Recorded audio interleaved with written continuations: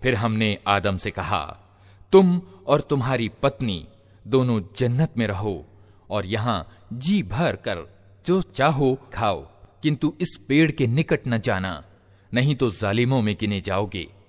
अंततः शैतान ने उन दोनों को उस पेड़ की ओर प्रेरित करके हमारे आदेश के अनुपालन से हटा दिया और उन्हें उस हालत से निकलवा कर छोड़ा जिसमें वे थे।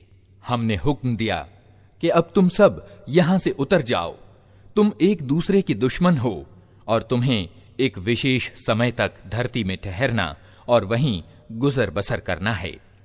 उस समय आदम ने अपने रब से कुछ शब्द सीखकर तौबा की, जिसको उसके रब ने स्वीकार कर लिया, क्योंकि वो बड़ा क्षमा करने वाला और दया करने वाला है।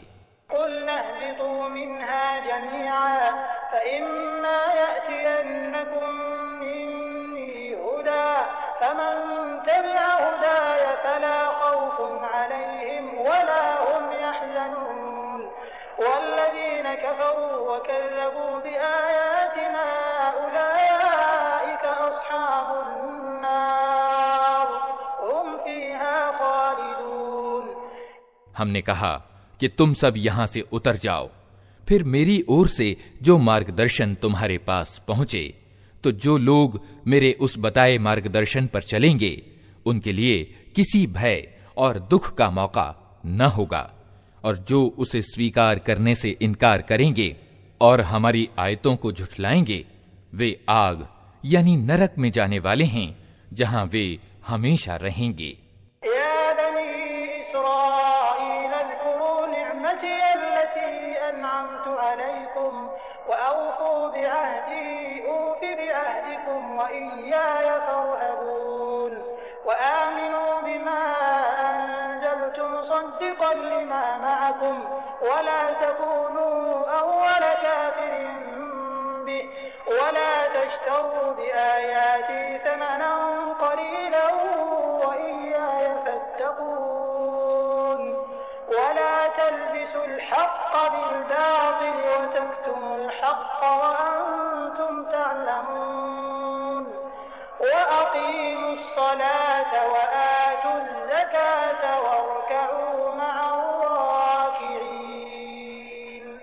ए इस्राएल की संतान, तनिक याद करो मेरी उस नेमत को जो मेरी ओर से तुम पर हुई।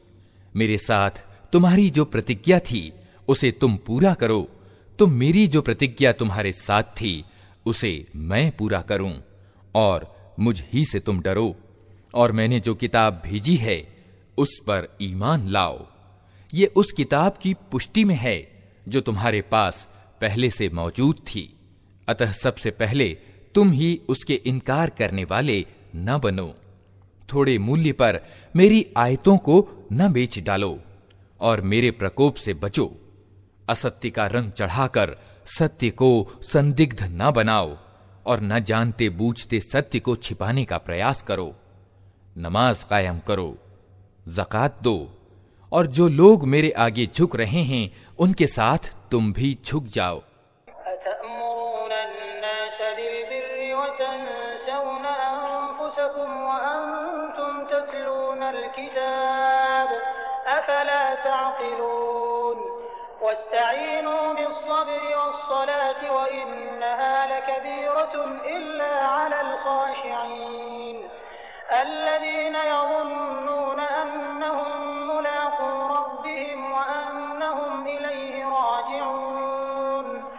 तुम दूसरों को तो नेकी का रास्ता अपनाने के लिए कहते हो, मगर अपने आप को भूल जाते हो। हालांकि तुम किताब का पाठ करते हो, क्या तुम बुद्धि से बिल्कुल ही काम नहीं लेते? सब्र और नमाज से मदद लो। बेशक नमाज एक बड़ा ही मुश्किल काम है, किंतु उन आज्ञाकारी बंदों के लिए मुश्किल नहीं है जो समझते हैं कि आखिरकार उन्हें अपने रब से मिलना और उसी की ओर पलट कर जाना है।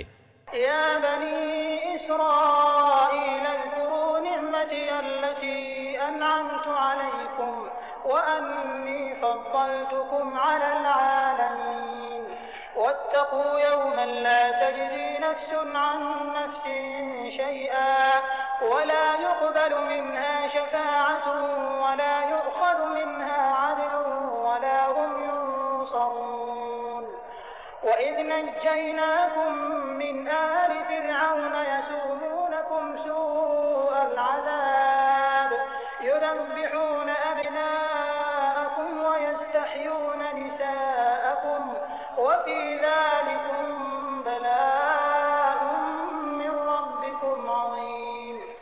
ए इस्राएल की संतान, याद करो मेरी उस नेमत को जो मेरी ओर से तुम पर हुई थी, और इस बात को कि मैंने तुम्हें संसार की सारी जातियों पर श्रेष्ठता प्रदान की थी। और डरो उस दिन से जब कोई किसी के तनिक काम न आएगा और न किसी की ओर से सिफारिश कबूल होगी, न किसी को फिदिया यानी जुर्माना लेकर छोड़ा जाएगा, और न अपराधियों को कहीं से सहायता मिल सकेगी। याद करो वो समय जब हमने तुमको फिरौनियों की गुलामी से छुटकारा दिलाया। उन्होंने तुम्हें सख्त अजाब में डाल रखा था। तुम्हारे लड़कों को मार डालते थे और तुम्हारी लड़कियों को जीवित रहने देते थे, और इस स्थिति में तुम्हारे रब की ओर से तुम्हारी बड़ी आजमाइश थी।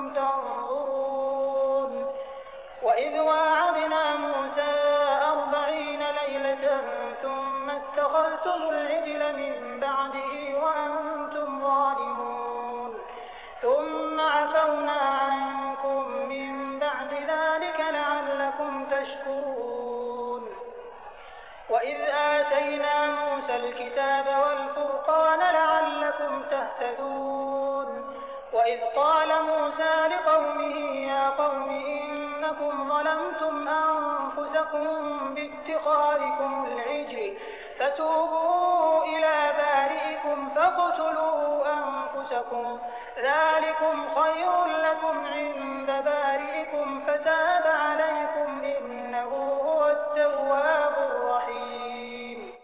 याद करो वो समय जब हमने समुद्र फाड़कर तुम्हारे लिए रास्ता बनाया, फिर उसमें से तुम्हें सकुशल पार करा दिया, फिर वहीं तुम्हारी आंखों के सामने फिरौनियों को डुबो दिया। याद करो जब हमने मूसा को 40 दिन रात के प्रस्ताव पर बुलाया, तो उसके पीछे तुम बछड़े को अपना पूज्य बना बैठे। उस समय तुमने बड़ी ज्यादती की थी, मगर इस पर भी हमने तुम्हें क्षमा कर दिया कि शायद अब तुम कृतज्ञता दिखलाओ। याद करो कि ठीक उस समय जब तुम ये जुल्म कर रहे थे, हमने मूसा को किताब और कसौटी प्रदान की ताकि तुम उसके द्वारा सीधी राह पा सको।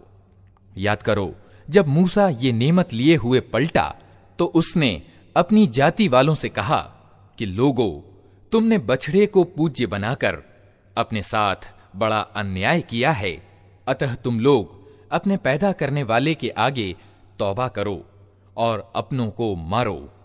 इसी में तुम्हारे पैदा करने वाले की दृष्टि में तुम्हारी भलाई है। उस समय तुम्हारे स्रष्टा ने तुम्हारी क्षमा याचना स्वीकार कर ली कि वो बड़ा क्षमाशील और दयावान है।